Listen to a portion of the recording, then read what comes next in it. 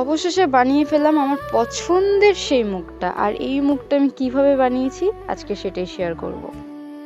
ঘড়ির কাঁটা তখন 1:15। আমি বসেছিলাম মুখটা বানানোর জন্য।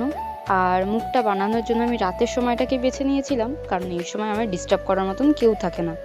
আর কেউ এসে বারবার আমার কাজও দেখবে না, যে টেরা বানাচ্ছিস, ব্যাকা বানাচ্ছিস। তো সেই কারণে আমি রাত্রেবেলার টাইমটাকে বেছে নিয়েছিলাম। যদিও এই মুখটা কালকে আমি কাজ শুরু করেছিলাম দুপুরবেলা।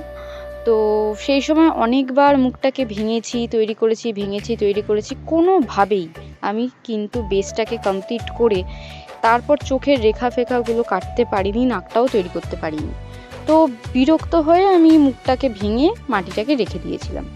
তো হঠাৎ করে কালকে রাত্রেবেলা আমার মনে হলো যে না, এই সময় আমাকে ডিস্টার্ব করার কেউ থাকবে না, আর এই সময় আমি আমার কাজটা করতে পারি। এমনিতেও রাত্রেবেলা ঘুম আসছে না। তো যাই হোক, তারপর আমি বসে গেলাম আমার মাটি, জল আর তুলি নিয়ে। তো এই হচ্ছে মায়ের মুখটা। আর আমি এই মুখটা বানিয়ে ভীষণভাবে স্যাটিসফাই হয়েছি। আমি জানি না আমার হাতে কিভাবে হলো। আমি ঠিক মায়ের মুখ এই রকমই পছন্দ করি। একদম নাক হবে টিকালো, চোখগুলো হবে টানা টানা, আর ঠোঁটটা হবে একদম ছোট্ট মতন। তো এখানে দেখছো 2:10, কিন্তু না, মুখটা পুরো মাজা ঘষা সমস্ত কিছু করে কমপ্লিট হতে হতে আমার 2:45 বেজে গেছিলো। এই ছিল আমার মুখ বানানোর পিছনের গল্প। যদি ভালো লাগে লাইক, কমেন্ট, শেয়ার করে দিও।